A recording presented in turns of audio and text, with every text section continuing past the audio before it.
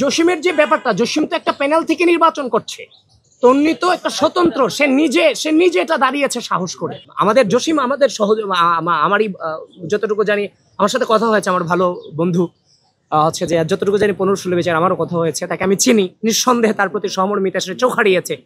তো এখন সে একটা প্যানেল থেকে দাঁড়িয়েছে এবং জুলাই যোদ্ধার যে প্রতীকী অর্থ, সেখানে আমরা হচ্ছে যে এই জায়গাটাতে তন্নির প্রতি একটা সহমর্মিতা দেখিয়েছি এবং জসিমের জন্য আমাদের সহমর্মিতা আছে। সেখানে জসিম অলরেডি একটা প্যানেলে আছে, তন্নি সেখানে স্বতন্ত্র দাঁড়িয়েছে, সেটা জুলাইকে সম্মান জানিয়ে।